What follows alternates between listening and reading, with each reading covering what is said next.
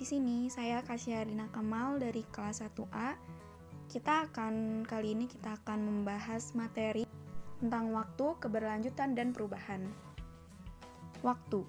Waktu artinya adalah seluruh rangkaian saat ketika proses perbuatan atau keadaan berada atau berlangsung. Kita harus memanfaatkan waktu dengan baik.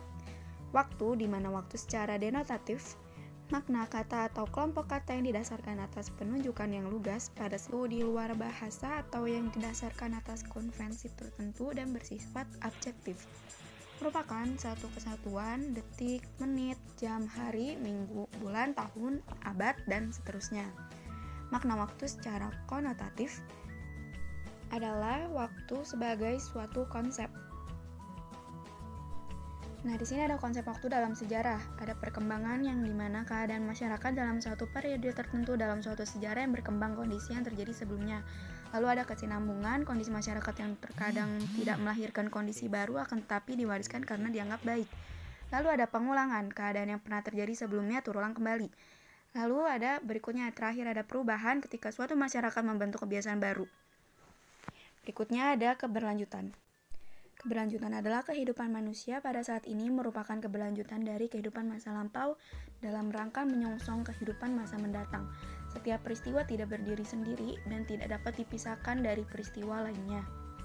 Istilah keberlanjutan dapat didefinisikan sebagai proses sosio-ekologis yang ditandai dengan pencapaian cita-cita yang sama. Contoh keberlanjutan ada kasus korupsi, kasus kolusi, kasus nepotisme. Oke, berikutnya ada perubahan. Perubahan adalah keadaan yang berubah, di mana keadaan yang sekarang tidak sama dengan keadaan yang akan datang. Perubahan diperlukan 5 syarat sebagai pendukung. Pertama, mindset, pola pikir, dan niat yang kuat untuk maju dan berubah. Kedua, knowledge, ilmu sebagai landasan perubahan. Berikutnya ada faktor perubahan. Faktor internal perubahan yang pertama, bertambah dan berkurangnya jumlah penduduk. Yang kedua, penemuan-penemuan baru. Lalu pertentangan dalam masyarakat, pemberontakan atau revolusi dalam masyarakat.